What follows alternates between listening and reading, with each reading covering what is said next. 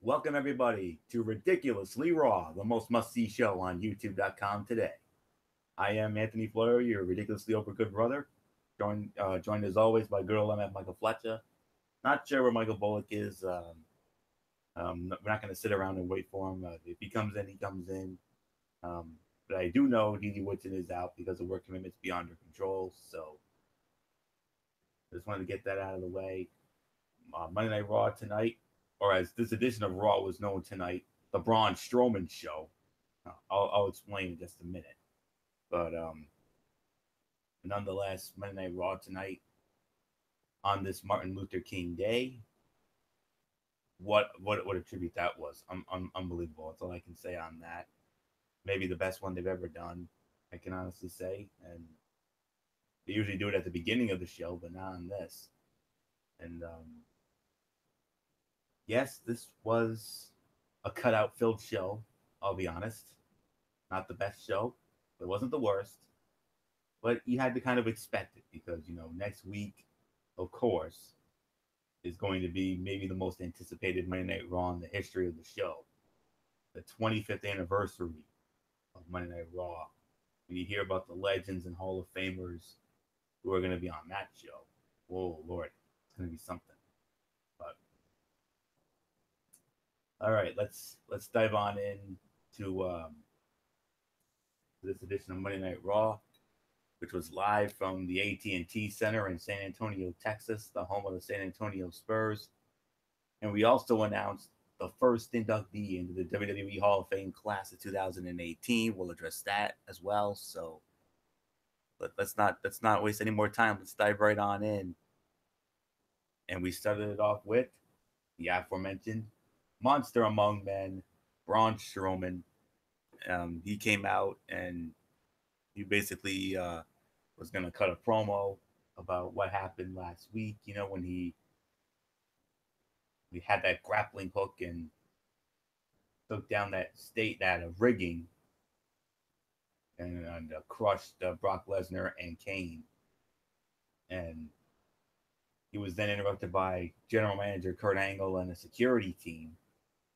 And Kurt Angle um, was very upset, as you can imagine, saying, "Hey, you caused a lot of damage. Um, but lucky for you, Brock Lesnar and Kane are still alive. They're still okay, and they're still able to compete in the Royal Rumble, Universal Championship match at the Royal Rumble." And what happened here? Kurt Angle told Braun Strowman, he basically pulled a Mr. McMahon, and he said, "Braun Strowman, you're fired." What? And that is when this show became the Braun Strowman show because Strowman, well, let's just say he didn't take the news of that. He did not take the news of his firing, of his quote unquote firing, very well. He raised hell like he never raised hell before. You thought what he did last year and what happened last week was not hell raising enough? Oh, believe me, you're gonna hear about it. But wow, what a way to start the show. This was a very good segment. I'm going to be honest with you. If I'm going to be honest, this was not the segment. This was not the segment of the night for me. There was one other segment that I thought was better, and I felt something with that one. But but yeah, the crowd was definitely into definitely into Braun Strowman, and he was walking around backstage saying, "You gotta go, you gotta go." And then, as he was getting ready to go out the door, security guard, well, he put his hand on Braun Strowman, and that's it. And then Braun Strowman was abusing the security guards, basically Gestapo security guards, plants, if you will, and that was it. And man alive, but this was one of the segments of the night, though, most definitely. I mean, it was just a sight to see. It was so fun to watch, and boy howdy, it was nice to see that nearly killing people had consequences. Just the thought of Kane and Lesnar one-on-one is horrifying, and we were wondering what was going to happen throughout the show.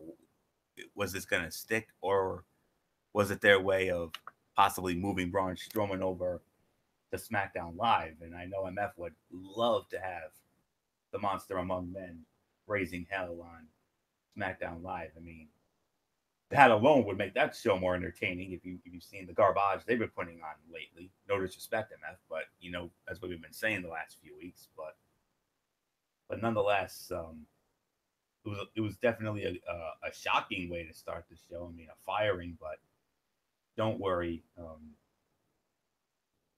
it didn't last long. So that's all we can say on that. So it was definitely a fun way to start the show. But to me, I mean, you could say segment of the night, honestly, but there was just one of the segments that I felt was better, and you're not going to believe where it came from. So MF, your thoughts on this opening segment of what I call this edition of Monday Night Raw, the Braun Strowman show? For at least the first hour or so, it definitely was the Braun Strowman show. I'm just going to openly admit this. I was shocked they went with the firing angle. I actually thought, honestly, that Angle was going to give Strowman the night off. You know, just say, you know, you're not welcomed here. You're going to have to leave. Or I thought they were going to suspend him.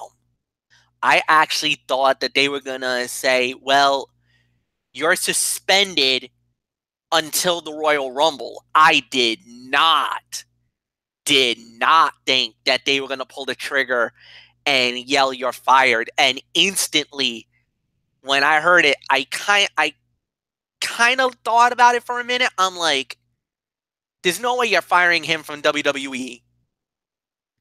Instantly, I'm thinking, and I was about to go on Facebook and say, Kurt Angle, you just made the biggest mistake of your life. You just fired Braun Strowman.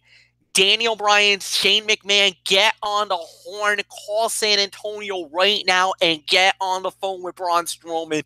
Bring him to the land of opportunity now. I honestly thought of that instantly. Right after all that chaos ensued, I'm like, there has to be something must be different about this, because the way it was delivered, the way that they did it, it almost was reminiscent of when Stephanie McMahon had no choice but to suspend indefinitely Brock Lesnar, not once, but twice. If you remember, she did it once on SmackDown Live after Brock went on a little bit of a rampage. This was after the whole Madison Square Garden screw job at the Survivor Series, when Paul Heyman betrayed Lesnar, helped the Big Show win the WWE title in the Garden that night. And then you remember Lesnar went on this absolute rampage looking for Big Show, looking for Heyman. Stephanie McMahon, who was the general manager at the time, said, I can't have you do this. You're gone too far. Brock, you are suspended indefinitely from WWE. Now, the suspension was oddly enough lifted at the Royal Rumble, and we all know what happened. So now I'm thinking, do they suspend them at least till Rumble? You know, to say, hey, we cannot have you do that. That is definitely out of bounds what you did.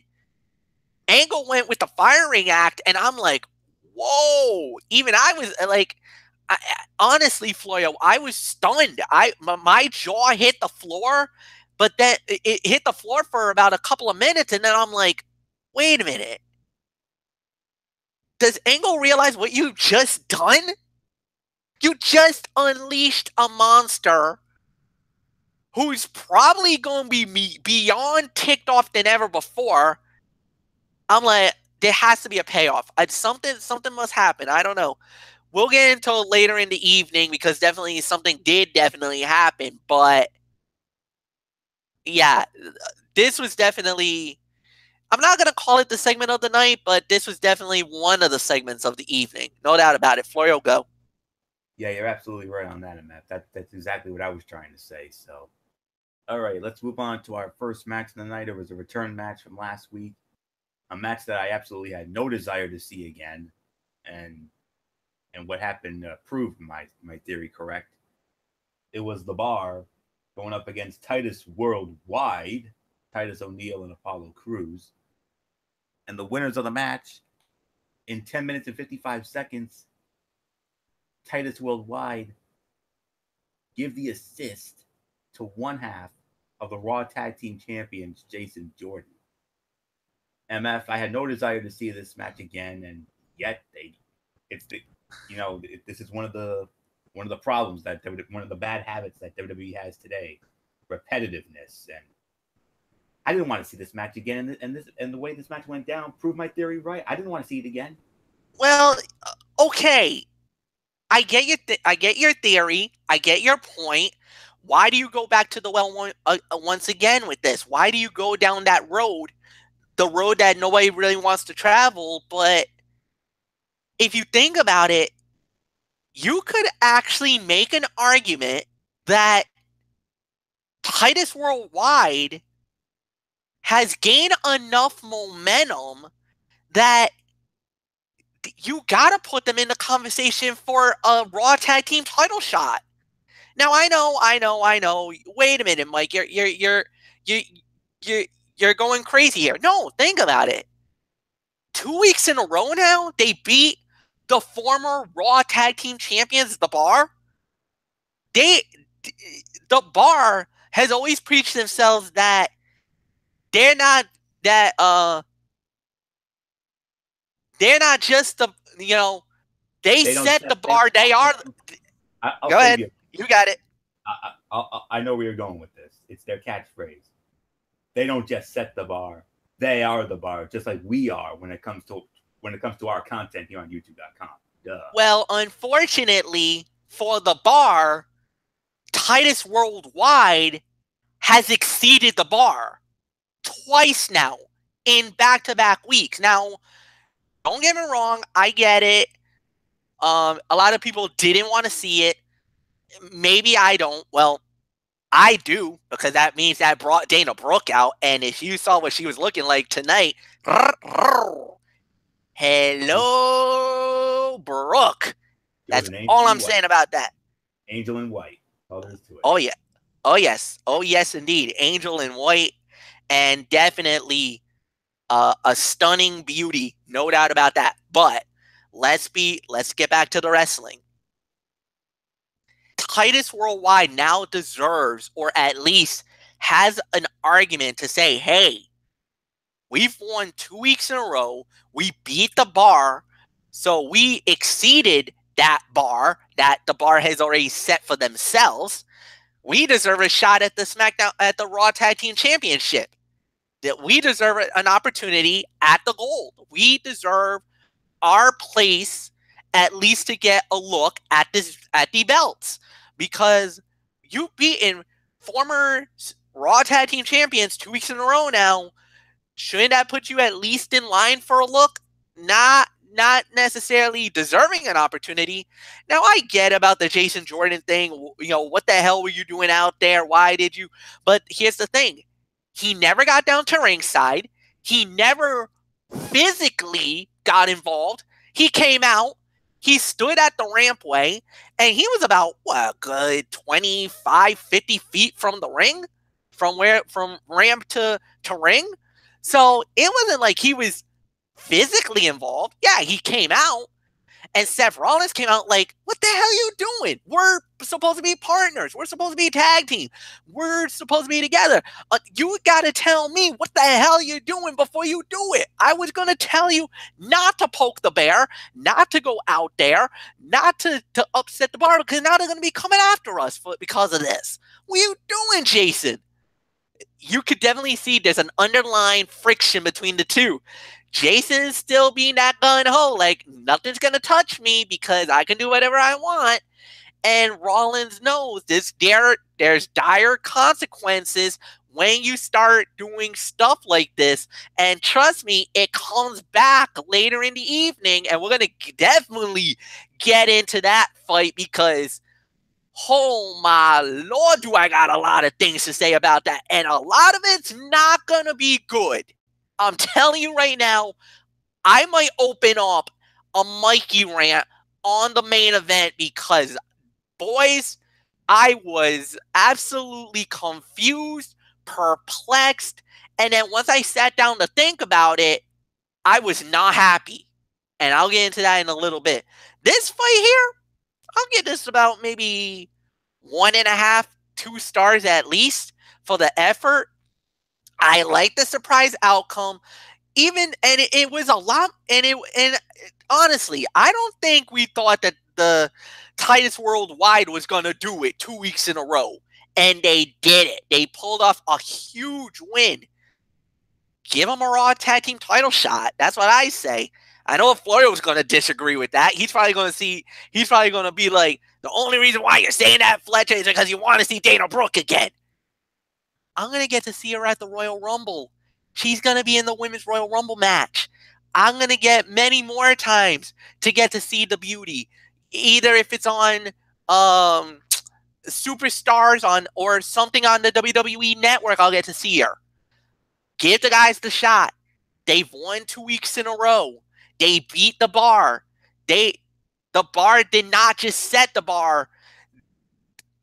Titus Worldwide has raised the bar. They exceeded the bar 2 weeks in a row. I think that deserves a shot at the belts. Florio, it's yours. In terms of, championship committee and all that, definitely. I mean, they've won 2 weeks in a row, even though I've had no desire to see either match whatsoever.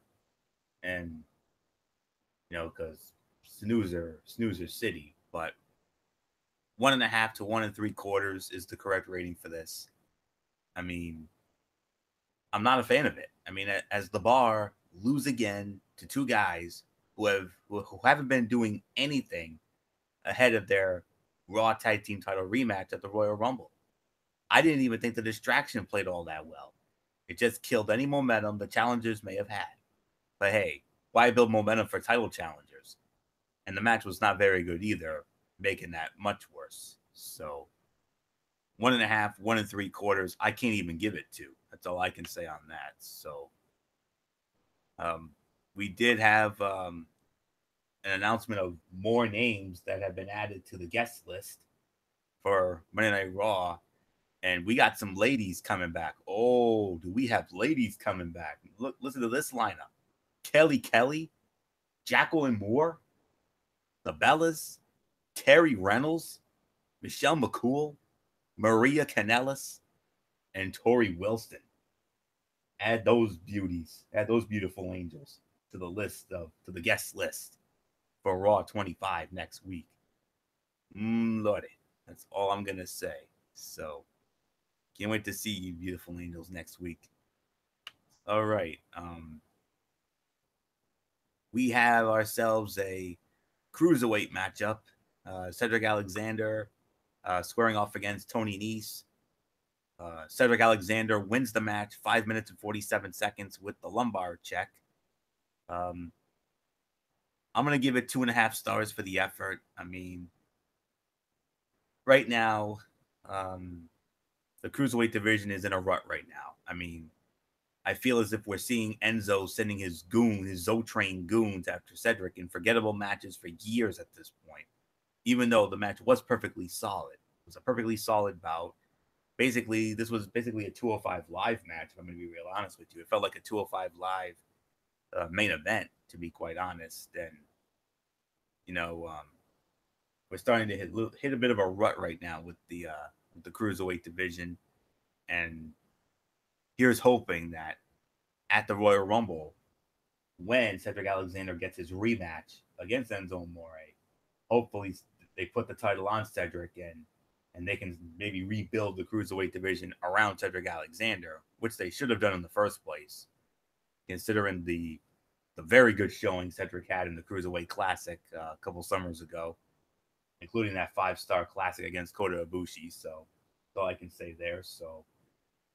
Um, so it's a 2.5 star for me. MF, I don't know if you want to get into it. If you want to cut it out, go right ahead. But if you want to throw your 2 cents in, No, I'll put my 2 cents in. 2.25 stars is my rating for the fight. It was a solid fight. But you basically are absolutely spot on with your criticism about, that the cruiserweight division needs a reboot, that they got to look towards the future with Cedric Alexander as the champion. I get that. We've been all begging and pining for Cedric to get the opportunity at the belt for a while now. And yet WWE's been very protective of not pulling the trigger, which I think is a little bit of a disappointment. I kind of feel like they really should give him this opportunity, but like you said, the fear and the unknown is just exactly that. The fear and the unknown. We don't know what to expect. We don't know what we're going to get. We don't know if we're going to see a big title situation because we're all we're hoping for the best, but in a way we're kind of fearing the worst because we want to see this happen. We're begging for this to happen, but a lot of the times WWE doesn't give what we want. Once in a rare while, they'll throw the bone for us and say, all right, here you go. You guys can enjoy this moment, eat it up. But a lot of the times they don't give us that big moment because they feel like it's not best for business or it's not what we want, where it's the complete opposite. We want to see great title defense. We want to see great guys that we like get the belt. And don't get me wrong, what Enzo has done as the Cruiserweight champion is okay. It was better than anybody at the time who is Cruiserweight champion. But now it does need a repackage. It needs some new blood. And Cedric has been that guy since day one. We've been very high on him. Please give him that opportunity. Give him the belt at the Rumble. That's all we're going to say. Floyd will go. All right, very good. Let's move on now. Well, the continuation of the Braun Strowman story, the Braun Strowman show, rather. Earlier in the night, he had gone on a rampage. He basically destroyed Kurt Angle's office, and then Angle said he was going to call the police and a SWAT team to deal with Braun Strowman. And then he got a word from referee John Cone that Braun Strowman was headed towards the quote-unquote $12 million production trucks to destroy the inner workings and ruin the show. He intimidated all the workers inside. And then what happened was he then grabs the semi tractor, and he basically did the same thing he did to that ambulance with Roman Reigns inside it last year. He lifted that thing up like it was nothing. Now remember, friends, Braun Strowman used to compete in strongman contests a few years ago, and he won like 6 or 7 of those bad boys. Read his Wikipedia bio; it's amazing. And then he goes into the arena, and he was headed toward the stage announce table. And then what happened?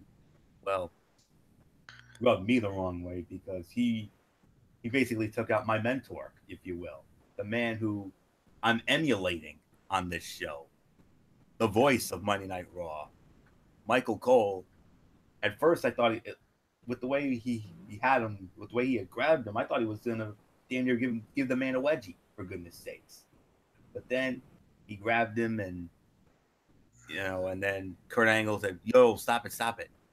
I called off the cops." And Stephanie McMahon, the commissioner, says, "You're rehired and you're back in the Universal Championship match at the Royal Rumble. Just let Michael Cole go." And then Braun does the roar and all that. And then Michael Cole, who was crawling on his hands and knees, like, if you saw the movie Home Alone 2, you saw the way Marv was crawling after he was electrocuted in the movie. You remember how that worked out. That's basically what Michael Cole was doing. But then Braun Strowman, I'm sure there were a lot of fans who were happy about this, but if this had happened to him 5 or 6 years ago, I would have been more than thrilled, because we all know how annoying he was 5 or 6 years ago. He was that heel commentator, but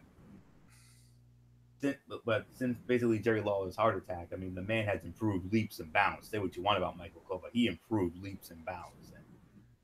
And then all of a sudden, Braun Strowman picks him up and just tosses him like a friggin' rag doll. But thankfully, the Gestapo security guards broke his fall, because if they didn't, oh boy, Michael Cole would probably be out of Raw indefinitely, and pay-per-views and everything that he's known for. So and then that would bring out, of course, MF's boy from SmackDown Live, his buddy Tom Phillips, to replace Michael Cole, which was expected. So, I mean,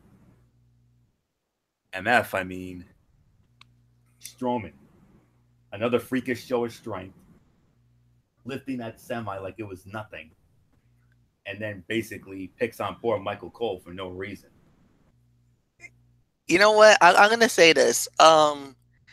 They actually showed the video again on Instagram, and a lot of people were like, "Oh, there must have been some kind of pulley or no, guys. That was okay." I know why a lot of people were thinking, "Oh my God, that was all fake," because there's no way he could have done it, because they were doing too many camera angles live, and so they had it from like so many different angles, so you didn't know if it was a crane or anything else. No. In Instagram, the Instagram post, if you see it, there's one still camera right at the front of the car, right at the front of the truck, and you literally see it start tipping and going over, and there's no hooks, there's no cranes, there's nothing. Strowman did it with no help. That was insane. That is absolute monstrous, freakish strength on Braun Strowman. There's only one other guy that I could ever think of that could actually do something like that. That's insane. And that, I believe, was the Big Show. And we know Big Show has done it before on a number of occasions. And I think Mark Henry also did it too. If I remember, he lifted something pretty freakish strength, and so what, he was the world's strongest man. So it just brings back to that lore, that unbelievable catastrophe of Mr. Braun Strowman being the monster among men and being absolutely jacked up. But the thing was, and the story of the whole night was, why was Strowman set off? Because of the fact that he got fired publicly. And Booker T even said it. He's like, I would never have done a thing like that. I would have, if you wanted it to fire him, you fire him either through text, through a phone call, but you never, ever, ever do it in public in front of the world like this. You always want to do it behind the scenes. If you would have done a WWE.com exclusive and say that Strowman was fired there, because there would be no way he'd be able to get into the AT&T Center in San Antonio. He was already there. He was going to cause a lot of mayhem, and it didn't matter who you were. Everybody was gonna get it. Security guards got thrown. Poor Kurt Hawkins. Why the hell do you go after Hawkins? What did he do to you? He ended up going through a table in catering. Then the next thing you know, they go around the arena, and he gets to that place, and the one guy who gets caught in the misfire is Michael Cole, because first off, if you notice, Cole couldn't get out of the broadcast position. I don't know if he tripped, if he slipped and fell, but he ended up getting caught. They grabbed him, and the next thing you know, yes, it looked like it was going to be a bad day because honestly, anything could have happened to Michael Cole. I mean, I thought he was going to get launched into the structure the structure setup is. I thought he was going to go through the wall. I mean, there was a lot of things going through my mind thinking, oh my God, what could happen? And then I was thinking maybe a power slam through the table because I honestly thought you were going to get, Cole was going to get destroyed. Then Angle comes out, says, no, Stephanie has called. You're rehired. You're back in the fight. Don't worry. You're fine. Then he launches Michael Cole just for the hell of it, just throws him right into like Anthony says, the Gestapo security guards. And honestly, it wasn't as big of a launch. And plus, if you think about it from back in the day to what it is now, that staging drop is actually not that bad, guys. I mean, it is a little bit, it's not as steep as it used to be.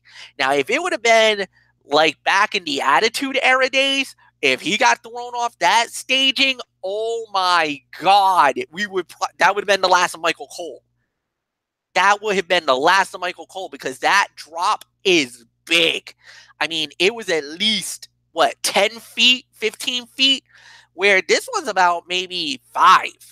Like, even the launch, the throw, if you look at it, it's not that bad. It wasn't that bad of a fall. It's not that bad. It's a lot less than what it was on Monday Night Raw. One of the biggest iconic falls on Monday Night Raw, since we're going to be talking about the 25th anniversary coming up, was when Cactus Jack and Chainsaw Charlie got locked into a dumpster because of the New Age Outlaws, and they literally got shoved off the staging on Monday Night Raw.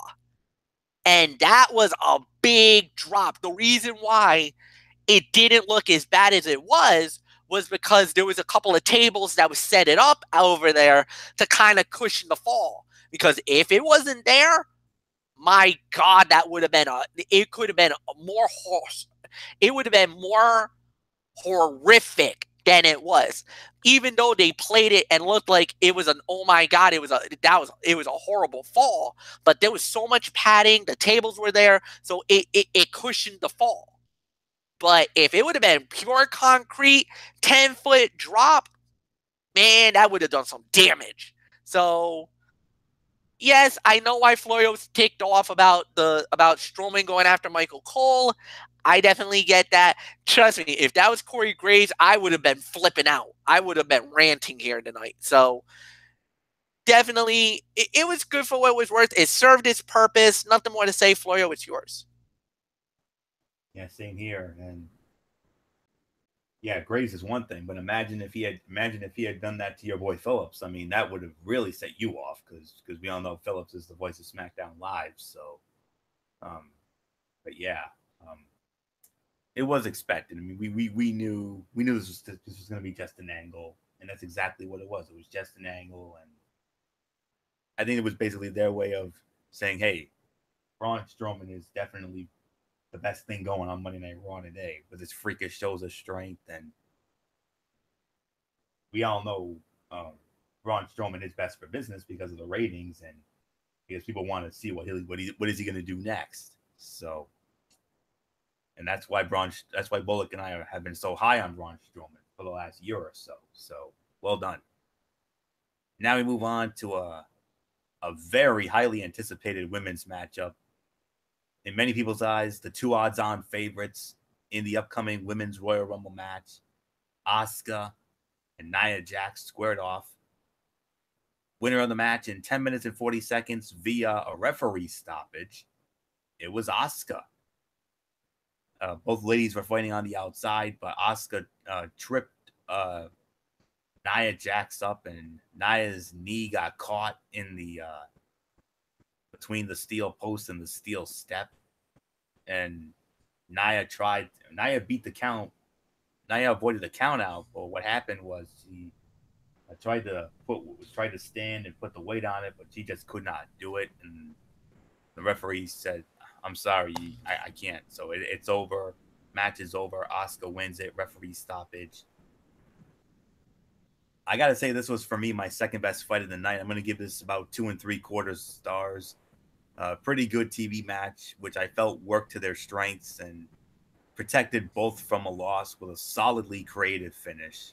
And I mean, you knew this match was gonna be a solid match. I mean, because let's face it, to me, for my money, these are the two odds-on favorites from the Raw side to win the upcoming SmackDown, or I should say, to win the upcoming Women's Royal Rumble matchup. I mean, yes, we got some powerhouses over on SmackDown Live, you know, like your Becky Lynch's and your Naomi's, just to name a couple. But man alive, it lived up. I mean, it could have been better, yes, but it was still a very well worked match. And I'm hoping that what happened to Nia, I'm hoping that was just like a work or a sell job, like what happened with Enzo, you know, with his ankle. So that's all I can say. I'm hoping that's not a legitimate injury, but I mean, Nia Jax, I mean, we all know what she's been through, so I'm hoping she's okay. That's all I can say. So 2 3/4, teetering on three. Second best fight of the night for me. One match was better. We all know which one that is. So MF, Asuka, and Nia, two of the odds-on favorites in the Women's Royal Rumble match, and they definitely proved it tonight. What a match! Yeah, it's a very good match, definitely. And on top of that, Anthony, it is being reported that it is just a work. I haven't heard anything from the dirt sheet, so I'm pretty sure that this is gonna be okay. I feel bad for Nia Jax because, you know, a lot of people's like, oh, Nia's being, you know, it's unfair for Nia. She's getting such an unlucky break during everything that's been happening lately. So, without a doubt, this could have been a lot more better. This could have been a lot more sharper. But, you know, at the end of the day, it is what it is. But this is a solid fight. And I kind of feel like, yes, it does protect Nia in this instance because, you know, it, even though she wanted it to continue on, she wanted it to fight on because she has that will and she is a fighter. It was an unfortunate ending that it ended this way, but it protects her in a way because she doesn't take a cheap loss. She doesn't take a devastating defeat. She doesn't take a shocking loss here because of the fact that, you know, they want to make her one of the biggest stars in they want to make her one of the biggest stars right now in WWE, and she is. A lot of people love her. A lot of people believe that she is without a doubt one of the top players in the game. So you don't want to lose, you don't want Nia to suffer another devastating defeat that's gonna set her back, like when she lost to Bayley or when she lost to Sasha Banks. And a lot of people believe that that really would hurt Nia. Nia is a monster. Nia is strong. Nia is the, you know, deserves the opportunity. If you do that, then who knows what you're gonna get. But at the end of the day, that's how that goes. And if you notice, after the fight was over, look who came out. Alexa Bliss, the Raw Women's Champion, came out. Very concerned, very definitely felt, you could see that there was genuine concern. So, but as far as it goes, I think she should be all right. Hopefully she is all right. But could I see them holding her off for a little bit? Maybe. But I think she'll be back just in time because remember, next week's the 25th anniversary of Monday Night Raw. How are they going to implement her? How is she going to come into play in that show? But more importantly, it's going to be the Royal Rumble after that. And that's when you want Nia Jax to be a part of it because already the women's roster is pretty thin going into the Rumble. And with the news of a certain superstar, possibly her career is over, then you really can't afford people to miss out on shows this close. So, Florio, it's yours. All right. So, Now we're gonna move on to, well, we do have a cutout here, a match cutout. The Revival squash match. They squashed some Hammernager tag team in 1 minute and 40 seconds with the Shatter Machine. No rating to a dud. The Revival alive. I'm glad to see that they are alive and actually won a match. Good to see them back on Raw. But this is where the segment of the night comes in. After the match, my beautiful angel, the beautiful angel known as Charlie Caruso. The way I feel about that one is the same way MF feels about Dasha Fuentes over on SmackDown Live. But Charlie Caruso was in the ring with the Revival, and the Revival, like I always do on all our shows, they told it like it was. And they said that they said that they are tag team excellence, students of the game. They're not concerned with video games, Instagram, or any of that nonsense. They're concerned with winning matches and mastering holds. They said they're not sports entertainers. They're professional wrestlers, not a creation of the WWE boardroom. They will not change, and next week will prove that it is their universe. And Charlie Caruso talked about, who are you looking forward to seeing next week at Raw 25? Are you looking forward to seeing the New Age Outlaws? Are you looking forward to seeing Shawn Michaels? Are you looking forward to seeing Stone Cold Steve Austin? And you basically heard their rebuttals. So after hearing all that, all I can say was awesome. That was the segment of the night. You gotta love the Revival, man. I mean, yeah, they've been lost in the shuffle, but that's because of injuries. I mean, I know they've been battling injuries over the last few months, but if we can keep these boys healthy, I'm telling you, I think sometime this calendar year, I predict that sometime this year in 2018, I don't know when, but I got a good feeling if they can stay healthy sometime this year, I strongly believe that Scott Dawson and Dash Wilder are your future Raw Tag Team Champions. And I think you could easily build the Raw Tag Team division around these two, just like you built it around The Bar and Seth Rollins and Dean Ambrose when Ambrose was healthy before he suffered his unfortunate injury last month. So, all right, Michael Bullock has just come on in. Michael Bullock, we're going to catch you up right now. Before we do that, hey, what's going on, fellas? MF, I want to get your thoughts on the Revival. The Revival cutting that Tell It Like It Is promo. That to me was the segment of the night. They said they're not sports entertainers. They're professional wrestlers. Anytime you say that, that's a thumbs up in my book. Double thumbs up. Well, not only a double thumbs up, but I'm gonna steal a line for you. That's a praise Jesus moment. Finally, somebody gets it right. Finally, somebody does something to stick it to McMahon and to the WWE brass. To say that you're not sports entertainers and you're professional wrestlers. Now, I'm guessing that was written down and whatnot, and obviously that has to be approved by Vince McMahon and WWE brass to say that. But when you get that kind of authenticity and bring that to the floor, you're not only going to win, you're going to win the IWC. And that's when I noticed, that's when Florio noticed, that's when Michael Bullock noticed, and definitely Derek Ferreira. And I know Ferreira is probably very happy to hear what the Revival said tonight. And you know what? I'm going to say it. Like when they first debuted on Monday Night Raw, the night after WrestleMania, and I was going to say the same thing. They're not about unicorns. They don't give a damn about WWE 2K18. They're not about all this glitz and glamour and anything else. No. What they do is their way, the hard way.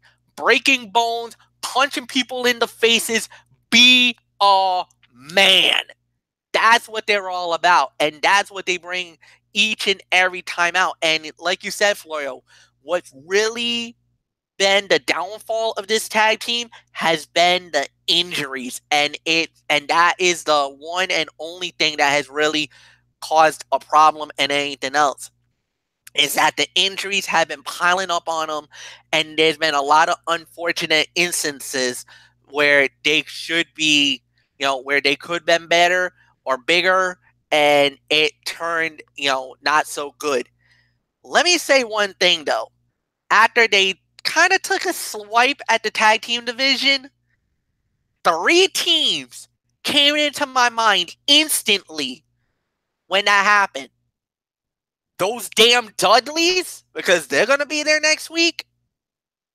The New Age Outlaws and the APA. They're all going to be there next week. I'm going to tell you right now. Revival, if I were you, you better not walk in front of the Dudleys, and you better not walk in front of the APA. I don't know about the New Age Outlaws, what they're going to bring to the table, but I'm going to tell you one thing. If you mess with the APA, man, they're just like you guys. They will break you in two. I'm going to tell you, yes, JBL's all corporate now and anything else, man, but when he used to lay you out with that lariat clothesline, man, that was bone crunching, man. I mean, it's just some of the clotheslines from hell he laid on some guys, turning them inside out. I sometimes I had to cringe. And then you want to talk about those damn Dudleys? Are you kidding me? In New York City? In their backyard? Dude, you're asking for trouble. You might be hearing Devon get the table next week. So, you know what? I'm going to have to say it too. We might have to pass Bubba a smoke because that SOB might be in that euphoric trance again. Yes, that was a little bit of a JR line. Get over it. But, like you said, segment of the night because of what the Revival did.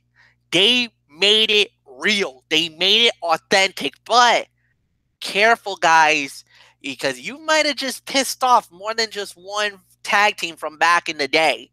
And I know that normally when you talk smack about the legends, they come back and they nail you tenfold. So get ready. We might see a tag team big net where the Revival might have bit off more than they could chew. Now, I don't know if this is gonna be at Hammerstein or if this is gonna be at the Barclays. If this happened at Hammerstein Ballroom in New York, the Manhattan Center, man, you're going right into the teeth of ECW country. And if those damn Dudley shows up, oh my God, you're gonna get a monster pop that night. Be careful what you wish for, fellas. You might have just opened a Pandora's box that you might want to have kept closed. My thoughts alone. Floyo, get on in so that you can set Bullock up for the rest of for what he missed. Absolutely. Michael Bullock, welcome. Great to have you with us. Glad you can make it. Great to be here as always, man. Yes, and we got a lot to get into. Let's get right to it. I want to get your thoughts on a lot of these things here. Nothing more to say. The opening segment, it was the Braun Strowman show. What do you think of that?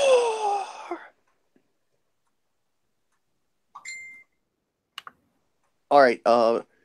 Yes. Well, what happened with it? What happened? Well, Braun Strowman came out and he was cutting a promo about what he did the last week, and then Kurt Angle interrupted, and then Kurt Angle said he was fired, and then he went off.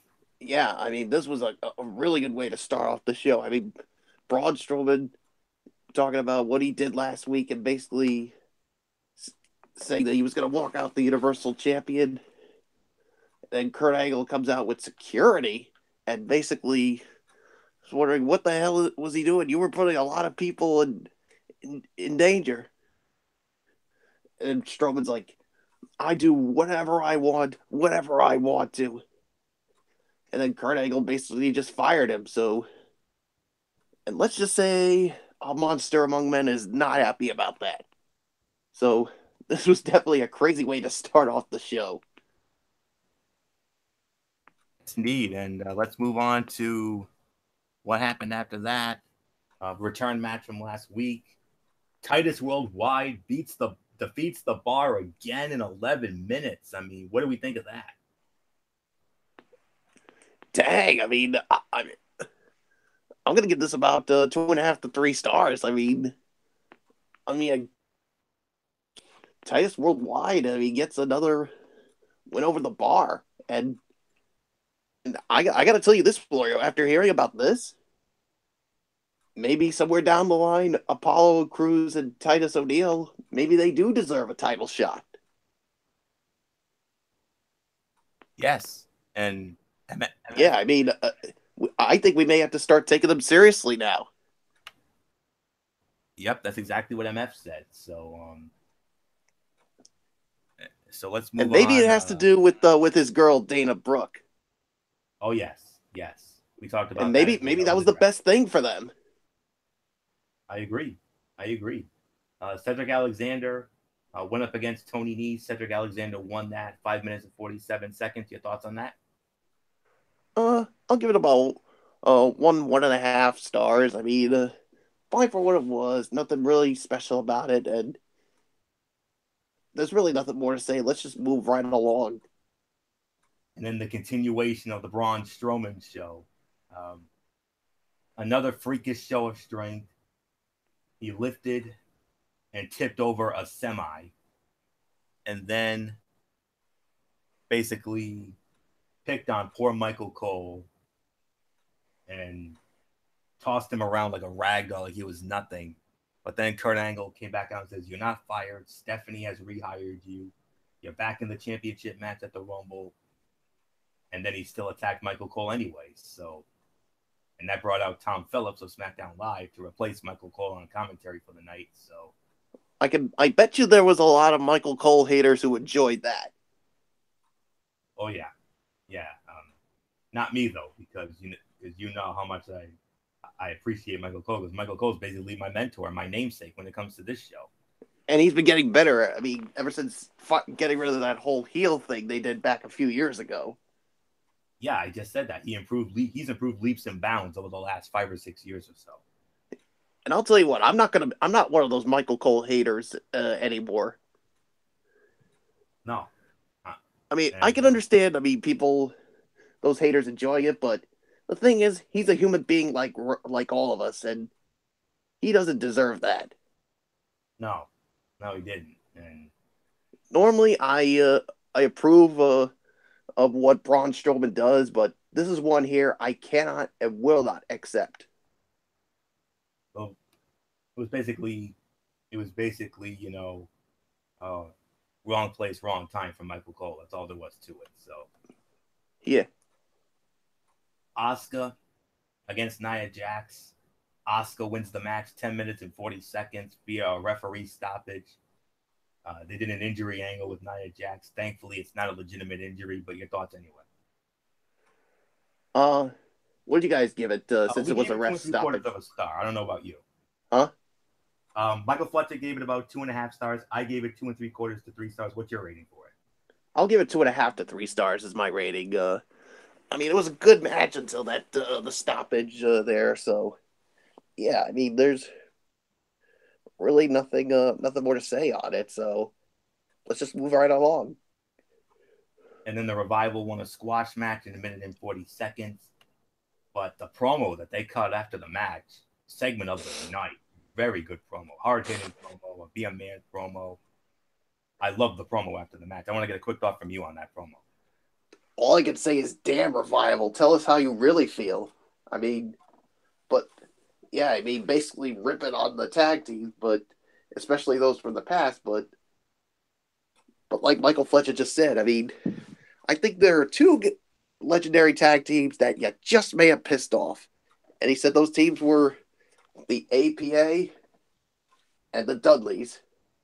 And all I can say is to you, Revival, you better not be anywhere near them next week, because if you do, I don't think they're going to forget what you said about them, because you may be on the verge of a clothesline from hell and maybe 3D through some tables. So, you better hope and pray that the Revival's not anywhere around them because if they are, it's not going to end well for the Revival. Yes, indeed. So you're all caught up now, Bullock, and let's continue on with the rest of the show here.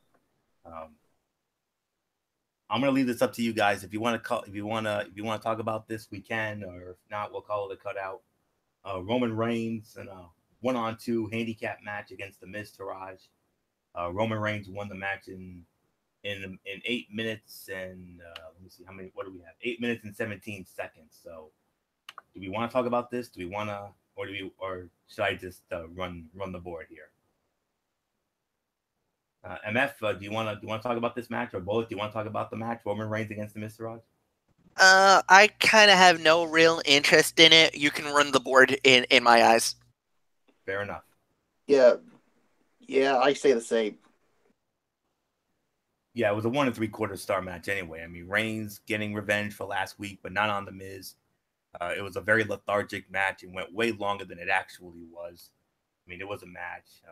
It should have been a quick squash, honestly. I mean, how it got 8 minutes was beyond me. So now we have a cutout here. Sasha Banks, 1-on-1 with Sonya Deville. Sasha Banks is accompanied by Mickie James and Bayley. Sonya Deville with Mandy Rose and Paige. Of course, you heard the unfortunate news. Paige,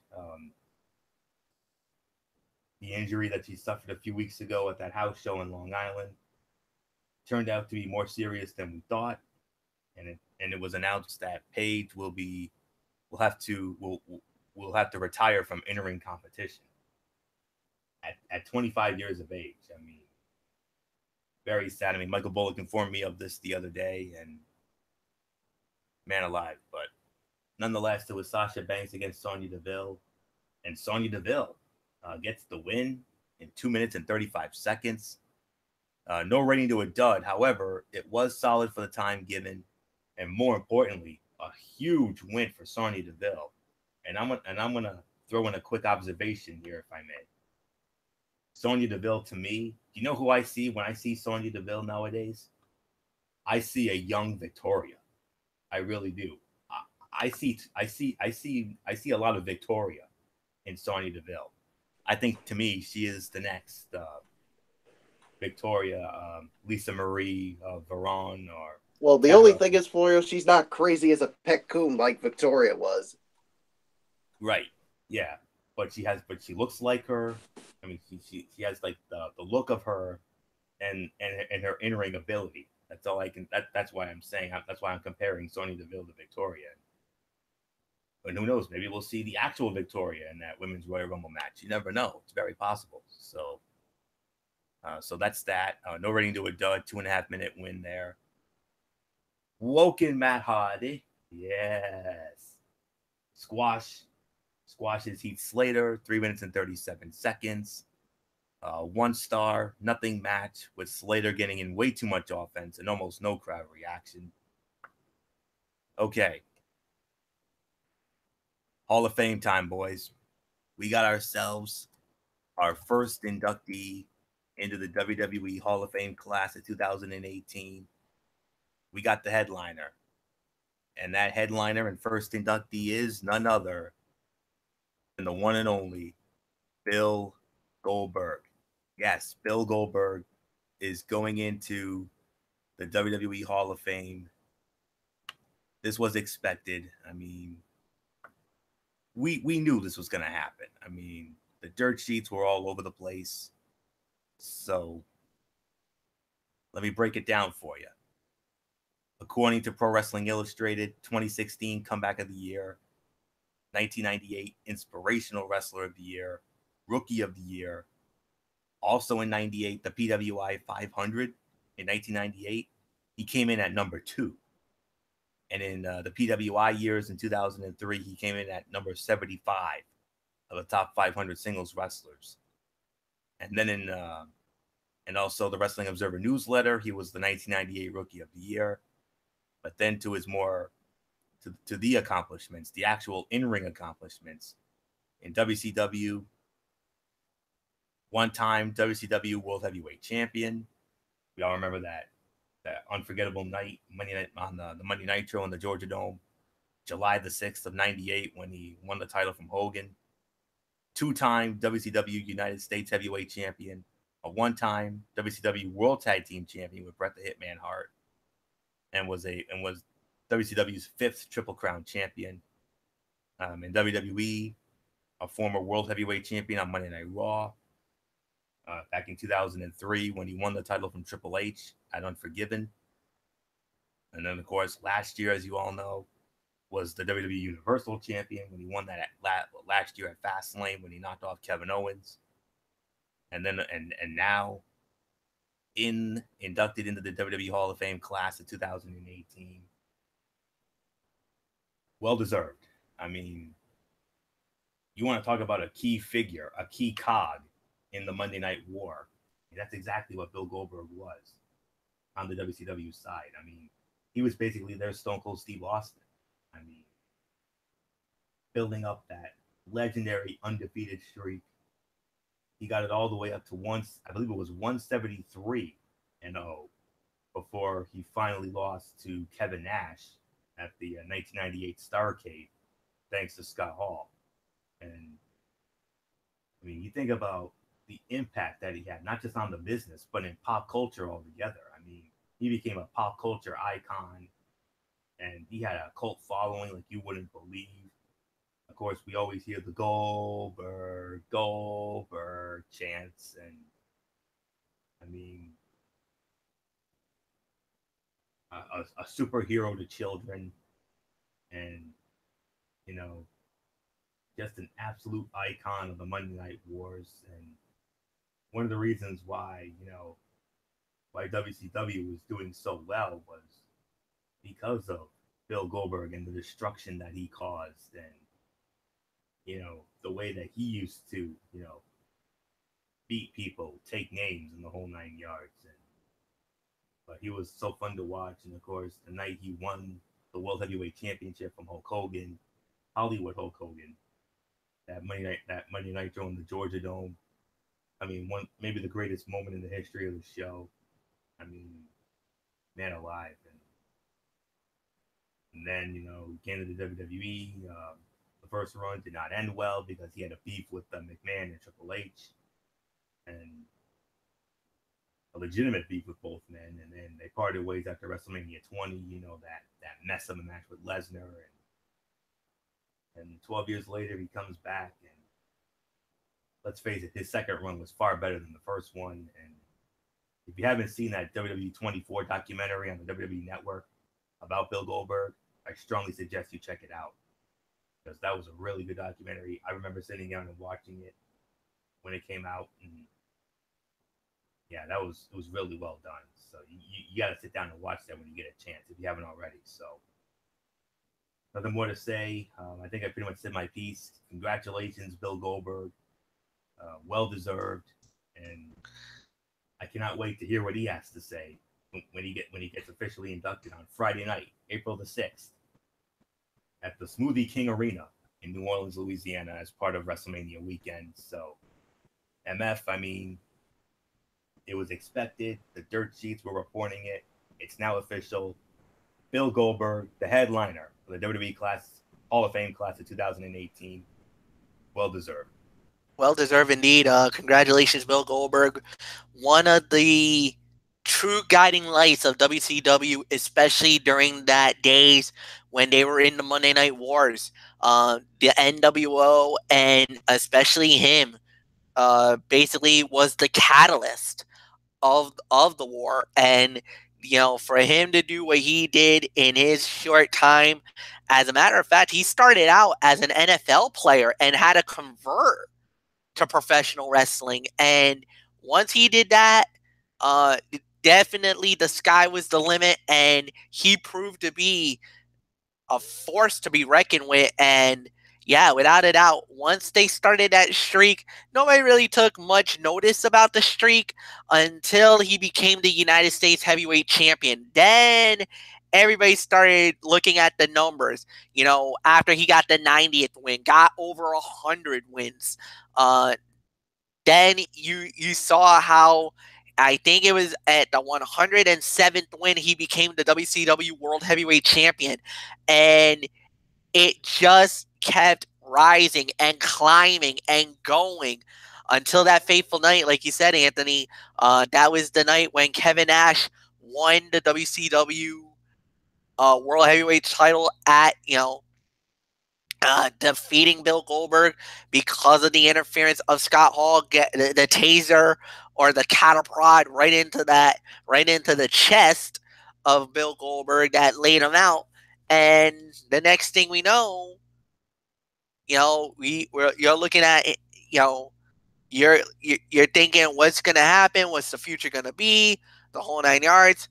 I'm saying it right here, right now. A much respected and loved individual is Bill Goldberg, and a lot of the fans are very happy to know that he's going in. But like you said, it was well deserved, a great honor, and he deserves it. He this is his moment. Congratulations.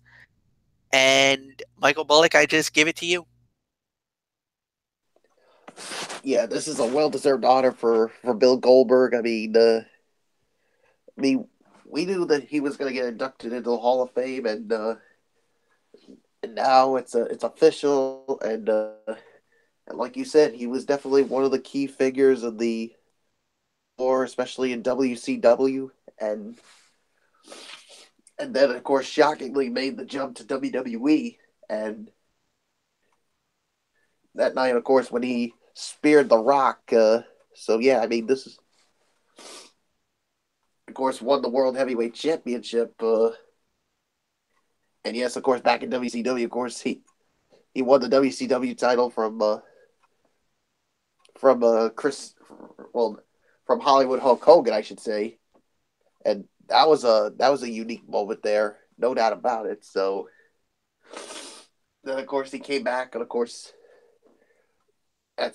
faced Brock Lesnar at Survivor Series 2016, and of course won the Universal title back in Fastlane. And yeah, so you guys pretty much said everything. So congratulations to Goldberg as the first inductee into the WWE Hall of Fame class of 2018. I cannot wait to hear what he has to say. So, but of course, if you haven't heard enough about Goldberg, you should check out that WWE 24 thing on the WWE Network about Goldberg. I've seen it, and it's definitely worth if you haven't seen it yet. So, yeah, so there's really nothing more to say, so let's just move right along, Florio. Indeed, and I believe it's main event time, gentlemen, and I know MF has a few choice words about this main event. It was Seth Rollins, one-on-one with Finn Balor, winner of the match in 15.5 minutes. It was Seth Rollins. And what happened? I think I know I think I know why MF's going to go off here. Jason Jordan, that pain in the ass, does it again. Oh, Lord. Nonetheless, Rollins wins in 15.5 minutes. MF, I mean, I think I know why you're going to go off here, but No. You're so wrong. Jason Jordan had nothing to do with this. Nothing to do with this. All right, yes, he had a little piece of it, but he's not the reason why I'm coming after you after this. First off, wasn't it you guys? But didn't Balor have the 3? I just want to, and I'm really being honest with you guys, because if you look at the replay and they showed it, didn't that first one look like a 1, 2, 3 for Balor? I mean, was I missing something here? Did I see something that maybe I wasn't supposed to see? But because the guys at ringside, Corey Graves, Booker T, and Tom Phillips really made a big stink about it. Talking about a controversial ending. You had the fight of the night, yet we're talking about a controversial 3. Then Seth Rollins, you curb stomped Finn Balor. I thought that move is illegal. I thought you're not allowed to use that move ever again. Why did you? What? Okay. This is where I get really ticked off. Because if you remember, everybody was all preaching about, concussion protocol and the whole 9 yards. And they told Seth Rollins, you're not allowed to use that move ever again. That you're not supposed to use the curb stomp. You know, they even did a video during some of the stuff back in the day that they were editing, that WWE was literally editing him doing the curb stomp. And tonight of all nights, you do the curb stomp. And if you really look at it, Balor took quite a little bit of a drubbing there. I hope he did not get a concussion because, I don't know, guys, he looked pretty glossy-eyed. He looked like he got knocked for a loop there. I hope he was just selling it, but there was a nice little knot, a little weld right in near the forehead, and he looked like he was in La La Land there, guys. I don't know. Maybe Balor sold it, but I hate to say this, but I got a funny feeling we might be hearing a report about a possible concussion for Balor, and that means concussion protocol again. Balor might not be wrestling for 30 days.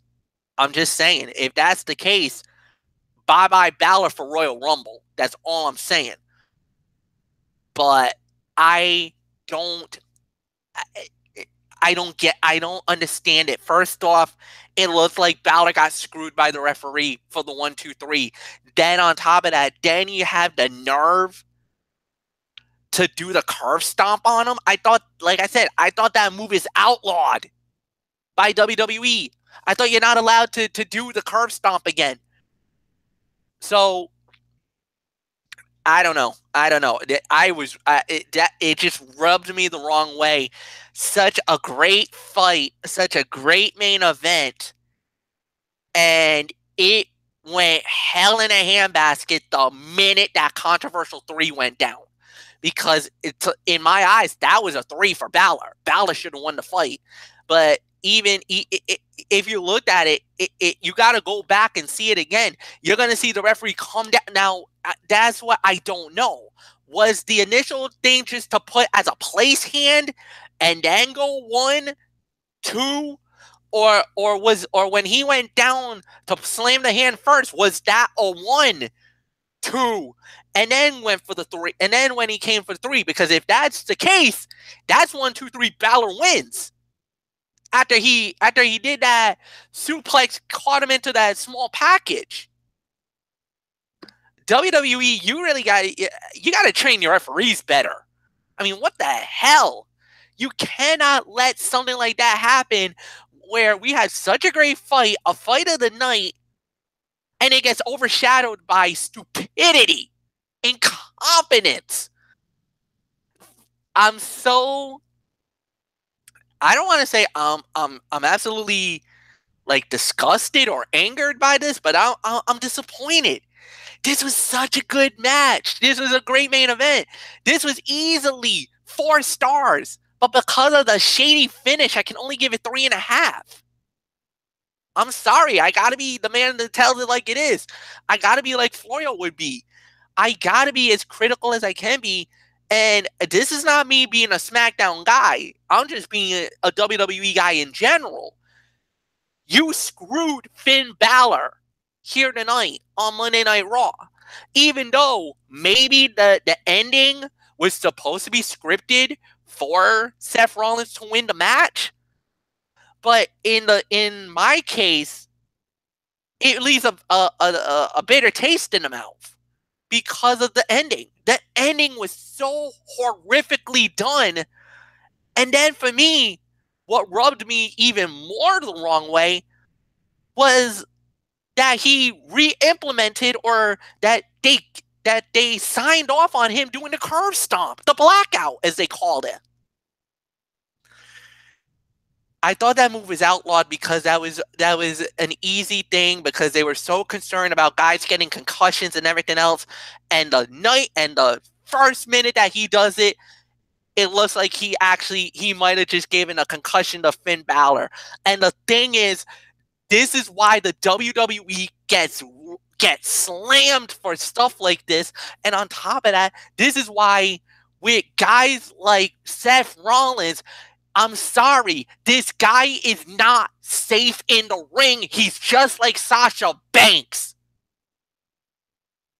These are guys who are really good, injury prone, and they're not safe with other workers in the ring.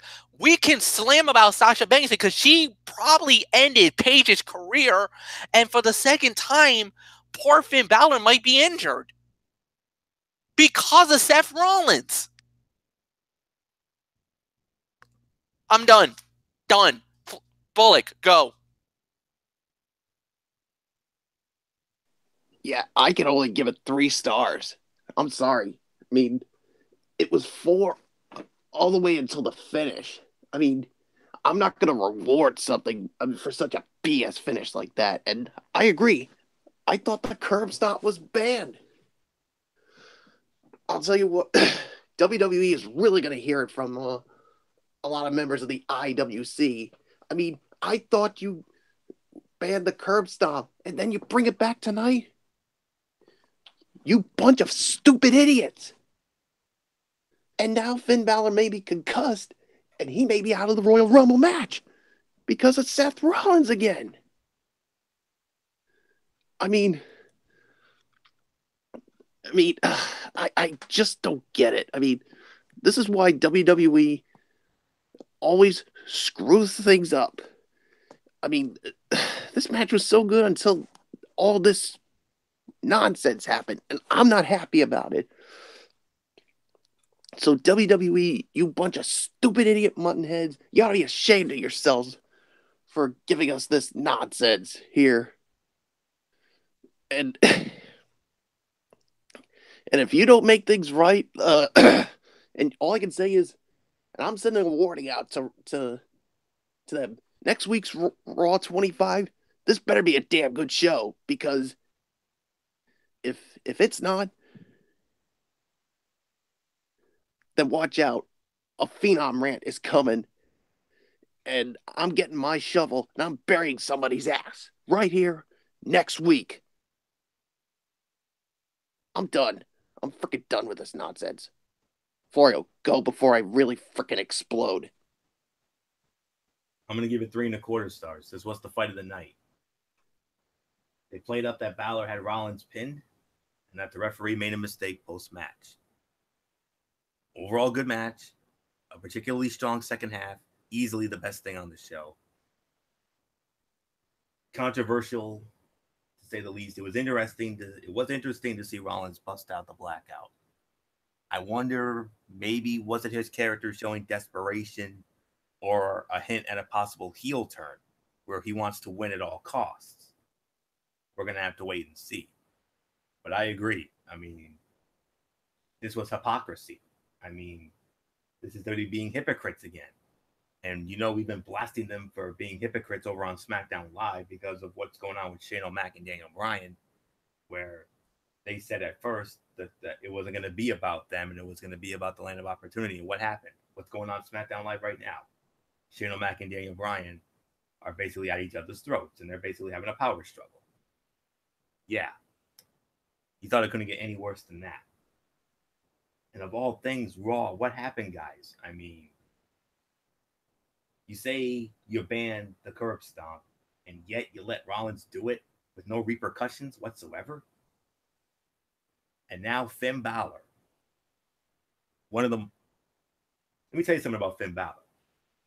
Finn Balor, to me, is so criminally underutilized and criminally underrated. It is beyond me. How this guy hasn't even had a sniff of the Universal Championship, a title that he never lost, mind you. A guy who... Yeah, whatever happened to that? Well, go ahead. Whatever happened to that? I thought maybe when he got back, he would get a shot at the Universal title. Whatever happened to that? Well, I'll tell you what happened to You him. want to know why he's being underutilized? Because of Vince McDinkleberg and Kevin Bucktooth Beaver Dunn. And I was about. No, I was actually gonna say it's not a rebuttal. Michael Bullock hit the nail on the head. It's not Kevin Dunn. It's McMahon.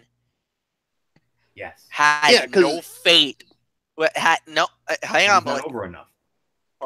Before you jump, I was gonna say, Anthony, you were alluding to it.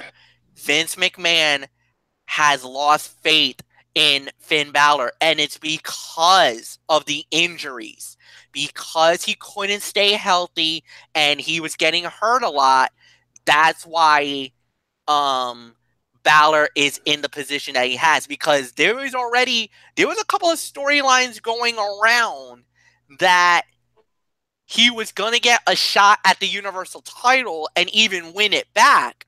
But because of either performance that's outside of the ring that we don't know about, house shows, whatever, or even during, some recent stuff, they've been scrapping ideas for Balor because either of locker room politics or whatever you want to talk about. But for some odd reason, same treatment like what Sasha Banks was getting about a year or so ago. Because why was she getting the opportunities at the belt?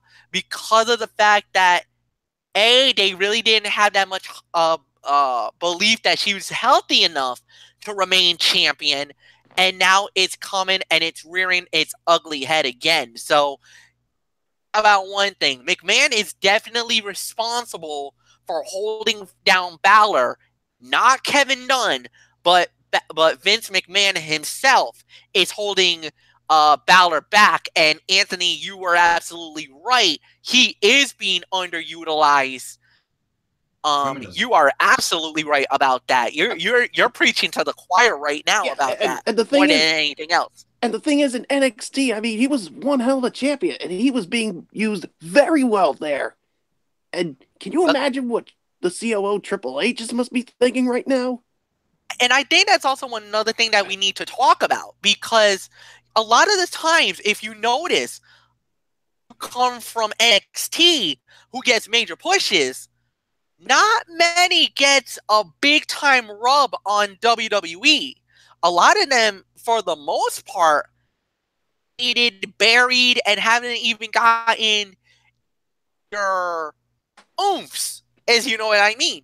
Or a lot of the times, the momentum that they get from NXT doesn't translate into WWE. And then you start wondering, is that McMahon trying to show up on Triple H? Or is it just the talent just not responding to the rigorous schedule? Because remember, NXT and WWE are two totally different animals. Because in NXT, you do maybe 50, 100 shows a year with the tapings and everything else. You don't get that grueling schedule, where with WWE, depending on what brand you're doing about 150 nights a year, maybe 200 nights a year. 300. So the schedule is grueling. Injuries can definitely come abound a lot more easier in WWE than it is in NXT. Yeah, and the thing is, I mean, another big name that comes to mind, Fletcher, you should know about this, Shinsuke Nakamura. I mean, we expect this guy to get a big push, and we haven't even seen it yet. Oh, it's coming. It's coming, boy. Don't worry. I think it's coming, because the thing is that he have his hand dipped into SmackDown like he is with Raw. So if you notice, yes, Kevin Dunn works on SmackDown Live because we know it, but Shane McMahon is more involved with SmackDown than Vince is, and apparently from what I've heard, Shane definitely is loving Shinsuke Nakamura. So I think we're about to see a mega push for Nakamura very soon because he realizes that the talent on that show. And plus, Kevin Dunn is more loyal and more sympathetic to Shane McMahon than he is to Stephanie and Triple H. That also could be another reason why, because there was some rumors a year ago that Triple H and Kevin Dunn were not meeting eye to eye, but he was more sympathetic and more loyal to Shane McMahon than he is with Triple H and Stephanie. So maybe this might be a deliberate on Monday Night Raw than it is on SmackDown Live. But then again, that's all locker room fodder, and we could get into that on another night. Let's leave it at that. But I'm just getting sick and tired of this BS. I know you guys could go all night on stuff like this, but I can't. So let's just move on, please. Yeah, let's just move on before my head really explodes. And we don't want that, and I certainly don't want that on this show or any show for that matter. So, but the point I was trying to make is that Finn Balor has been criminally underutilized, and that's all there is to it. And we could go on for days about this, but nonetheless, this was the fight of the night. We're not going to debate on that. This was the fight of the night, clearly, far and away by a country mile. 3.25 stars for my taste. So we'll see what happens. So we'll have to keep an eye out on the dirt sheets for sure within the next day or coming days. So, all right, let's get into the overall thoughts of Monday Night Raw tonight. Michael Bullock. I mean, I'm going to be honest with you guys. Going into this show, I did not have any high hopes for this show because, let's face it, I thought this was going to be a throwaway show, and that's exactly what this was. This was a throwaway show. For one reason, because next week it's all about the 25th anniversary of Raw, and they're gonna go for the gusto on that one. And they better. Don't just say they better, Bullet. They're going to. Well, I'm just sending out a warning to them after what we saw with this main event tonight. You have every right to, and I'm glad you did. So, Michael Bullock, come on back in, Bullock. Come on back in. I want you to lead off on this overall rating tonight. Keep it clean, please. So let's. I know you're angry. You have every right to be. Trust me, I'm not happy either because for the last month or so they were doing some damn good shows. But of all nights to phone it in, you had to phone it in tonight. I would have understood last week because of the title game, but this week when you got nothing going on whatsoever, I mean, I know you were all about Raw, and they decided to phone it in. A halfway decent effort would have been nice. But this was anything but that, and I'm gonna go 3.5 to 4 out of 10. I mean, this was just. This was basically like you just said, a throwaway show. I mean, nothing on the show really impressed me. I mean, some did, but others basically just left a bad taste in my mouth, especially the main event. So, well, the ending of it, I should say. So, I'm not going to get any further details on it because I feel like the further I go, I'm going to go off again, and I don't want to do that. So, 3.5 to 4 out of 10. Flory, what's yours? 4.5 out of 10 for me. This show felt like a chore. To get through tonight. The only good stuff being Braun Strowman running wild again, and the main event match, even with that BS ending. WWE loves to say that they tell stories and make movies with their programming, and they are trying to tell stories. But this show felt so bland and nothing really resonating with me. They're so concerned with selling Raw 25, and rightfully so, I can understand, that outside of a few video buffers, they're not really selling the Royal Rumble. That's what you're supposed to be doing. You're supposed to be selling one of your biggest events of the year in the Royal Rumble. And they didn't really do any hard pushing for that, and that worries me.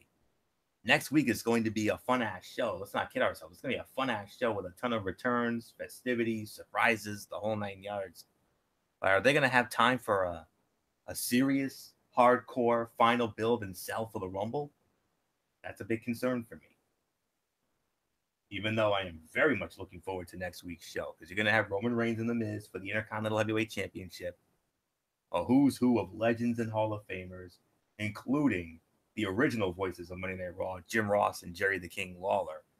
And I'm marking out because it's going to bring back memories of me and MF when we used to, have our Raw chats back in the day, especially during the original brand extension. So it's a 4.5. It's a 4.5 out of 10 tonight. Bad show tonight, but next week, I think it's going to be a lot better show. I'll be shocked if that thing even remotely sucks, because I got a great feeling this is going to go down as one of the greatest Raws of all time, and it will be the most anticipated Monday Night Raw since Raw 1000 a few years back, and we all remember how damn good that show was. We gave that, I believe we gave that an 8 out of 10 when we reviewed that show. So I'm hoping that we get at least that, if not a 9 or a perfect 10. So throwaway show tonight, 4.5 out of 10. That's the best I can go. I'm not even gonna remotely give it 5. I'm not gonna sugarcoat this. So 4.5 that's the best I can go. So MF, we lost MF. But yeah. Yeah, let's just wait till he gets back. Yeah, we'll wait till he gets back. Sure, it's just a minor thing. He'll probably be back with us in just a moment. Yeah, and I heard some more divas has been added to the for Raw 25. I addressed that elephant in the room, Bullock. You're absolutely right. Tori Wilson, Maria Kanellis, Kelly Kelly, Mrs. Undertaker, Michelle McCool, Terry Runnels, Jacqueline Moore, the Bellas. I addressed that earlier in the show. And of course, the legendary men who are going to be there. Your Undertaker will be there. D-Generation X. I can't wait to see how he is after. Because this will be his first appearance since losing to Roman Reigns at WrestleMania, and very possibly the start of could we get the dream match that we've been waiting forever for?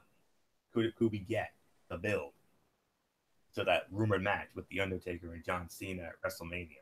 I mean, my goodness, if that happens, oh boy. That's all we can say on that. I know some people are probably going to say too little too late for that because they could have done that at WrestleMania 32, but here's the thing. Cena was injured. Yes, you're absolutely right. And that's why they had to do Undertaker and Shane McMahon at WrestleMania 32. And they easily could have done it last year, but the brass wanted Undertaker. Oh. Hang on. Is it from Fletch? Actually, no. Dee Woodson. No, Dee. I can only imagine if she was on here tonight, she'd probably lose her mind on that ending. Almost definitely. And Dee was wondering, how is Maria in the Rumble when pregnant? No, Maria Kanellis is not in the Rumble match. No, she's not. So I don't know where Dee Woodson got it. Yeah, she probably just assumed because she's on the roster. That's probably why. So and plus she hasn't wrestled in a while. No, and she's pregnant, so she's not gonna be in the Women's Royal Rumble match. So just wanted to address that elephant. Maybe you better do your Tony's take I probably while we wait on Fletcher. It might be more serious than we thought. So besides, I'm almost certain that MF's gonna probably agree with our rating anyway. So yeah, I'll keep your eye out for him while I go into my notes. Yeah, I'll let you know if he comes back. Yeah, if he does come back, we'll get it in. So, as a matter of fact, let me message him right now while you do your Tony steak. Yes, good idea. Okay, so Tony's take here and now, 205 Live, and let's get into it. TJP squaring off against Grand Metalik. Grand Metalik wins the match, 9 minutes and 8 seconds. 2 3/4 stars. I mean, I love that Metalik got the win, but why are you going to bring TJP back last week and have him win only to have him lose right away? Hopefully, it means they do something with Grand Metalik. He's another guy who's been horribly underutilized, but a pretty good match overall. And then Jack Gallagher and Hideo Itami had an in-ring segment. Obviously, their feud is far from over. And then Cedric Alexander against Tony Nese. Cedric Alexander won the match, 9 minutes and 10 seconds. 2 3/4 stars. Another pretty good bout with Alexander picking up another win and keeping the momentum. Oh, hold on a minute, Florio. I just got a message back from Fletch. Yes. He said his computer shut down on him. What's that? He said his computer shut down on him. So is he out for the rest of the show? Hold on, let me ask him. But let me get into this. All right. Alexander winning that match. Another pretty good bout with Alexander getting another win and keeping the momentum. And on top of that, Alexander pulled the trick out of Enzo's book to show him that he's focused on doing anything to win the title. And this show was 6 3/4 out of 10, believe it or not. One of the better shows. This was an overall pretty good show. I mean, the wrestling was largely fun, but we still have the same issues with the crowd not caring. And we had pretty decent wrestling and the continuation of Gallagher and Itami, and Alexander scoring another win as he looks forward to. He said he's trying to get back in. What's that? Let's just try to get back in. He's trying to get back in. Okay. So yeah. So that's a 6 3/4 out of 10 for the 205 Live. Let's get into the Impact Wrestling now. And let's see what we got to say about this.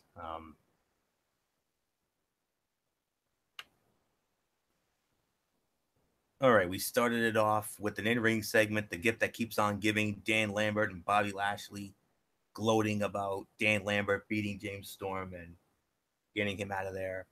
They were then interrupted by Eddie Edwards and Moose, and KM was involved as well. Solid opening segment to play off of last week, but I'm not looking forward to KM getting more TV time at all. The angle needs to move along as Lambert is getting repetitive, so I'm not even going to go even remotely into that.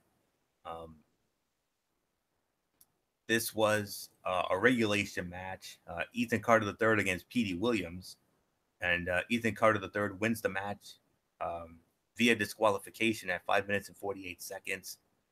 2.5 stars, perfectly solid while it lasted, but it was only there to continue the Seidel and EC3 feud, which is fine.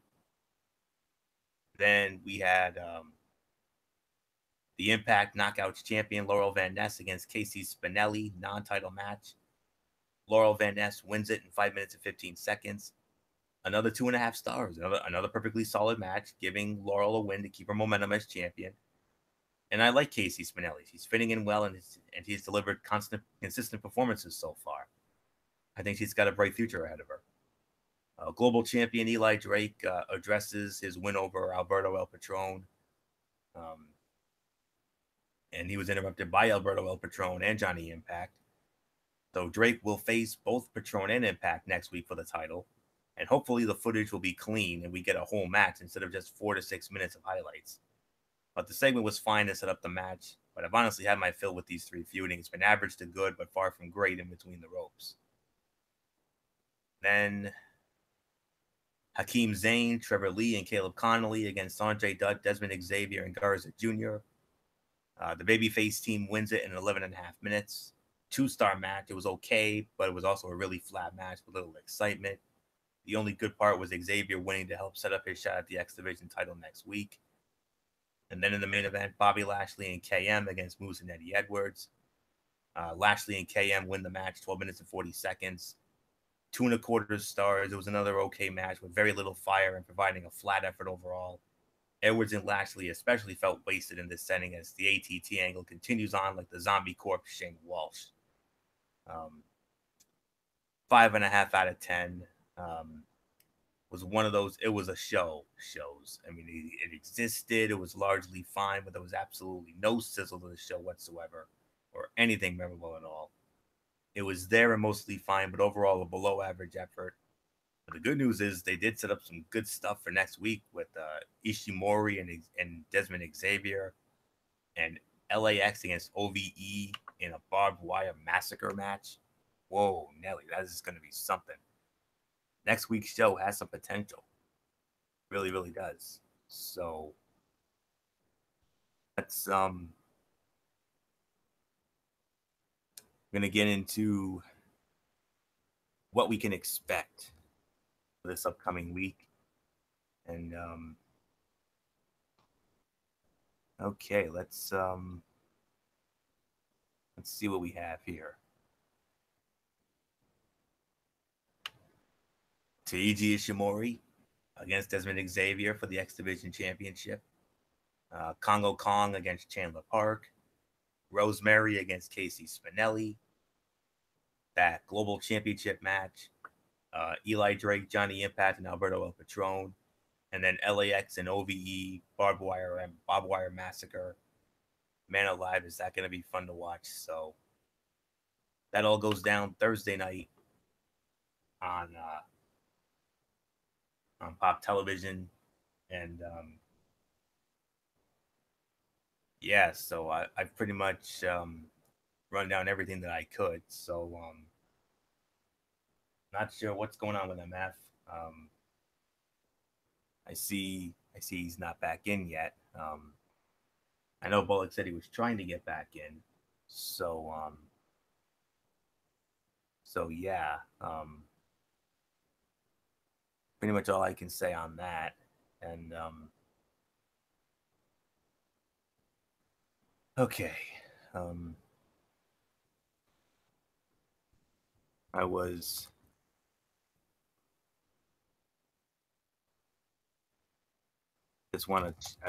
hoping he would have just I was just hoping to see if hold on. I just messaged him myself.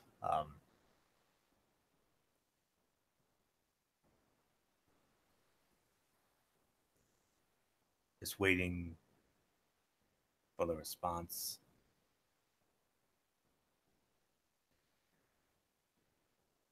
Okay. Well, did you respond to Fletch? I asked him about the docket for the Cerebral Smack Talk. I'm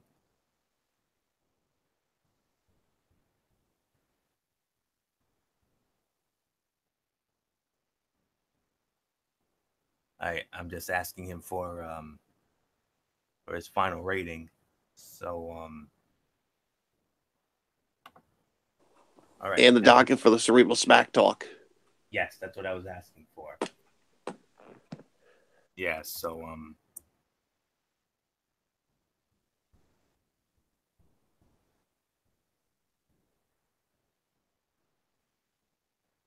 all right, so MF gave the show he gave tonight's Raw a 4 out of 10. And tomorrow night on the Cerebral Smack Talk, we're gonna of course review SmackDown Live as always, which will have we're gonna have both semifinal matches in the United States Championship Tournament, which of course Bobby Roode against Mojo Rawley and Jinder Mahal against Xavier Woods. And we'll run down SmackDown Live, and we'll also run down the and MF in his Mikey's mindset. MF will run down some stuff from the RWA, and that show will start at 10:30 on tomorrow night. So that's that. And then Friday night for Strictly Sports, special Strictly Sports. We're gonna pay tribute to Keith Jackson. Of course, I'm sure you heard the sad news. Keith Jackson passing away at the age of 89 a few days ago. We're gonna pay our respects to him. We'll also have the latest on the NFL coaching carousel as well. It's gonna be another pretty short show. We're gonna pay our tribute to Keith Jackson. We're gonna do the NFL coaching carousel, and in our double main event, we're going to preview the AFC Championship game between the Jacksonville Jaguars and the New England Patriots. And we'll also talk about the NFC Championship game between the Minnesota Vikings, fresh off the greatest ending to an NFL playoff game you will ever see, squaring off against the Philadelphia Eagles. And then to close it out, we will have our first NBA power rankings of the season. So the Keith Jackson tribute, the NFL coaching carousel, the AFC and NFC championship previews, and our NBA power rankings. That all goes down Friday night on Strictly Sports. And then 1 week from tonight, our first major Ridiculously Raw telecast of 2018, where myself, Michael Bullock, good old MF Michael Fletcher, and I'm pleased to announce Dede Woodson. Yep, Dede Woodson confirmed she will be back with us next week. She couldn't have picked a better time for her to be back, as we will review the most anticipated Raw in recent memory, the 25th anniversary of Monday Night Raw. I cannot wait. This is one show where I really want all of us to be together, because I know we're going to have a lot to say about this. So I cannot wait for that. So that's all next week. So that's it. So until tomorrow night at 10:30 for the Cerebral Smack Talk over on MF's channel, Brace Fan 95. It's your ridiculously good brother Anthony Florio here for the Phenom Michael Bullock, and in spirit, good old MF Michael Fletcher, the Twisted Angel Dede Woodson, and Bullet Club Soldier 445 Derek Ferrera. You know the routine, everybody. Thumbs up. Talk to you later. Yeah. Throw it up Fortune 4 style. Bye for now, my friends. God bless. Be good to each other. Have a blessed Tuesday. And until tomorrow night for the Cerebral Smack Talk, you've been watching Ridiculously Raw right here on the Tone 25 on YouTube.com. And remember, no matter what anyone tells you, wrestling is indeed actually real. And for everybody who's been a part of this one, for now, Anthony Florio, so long.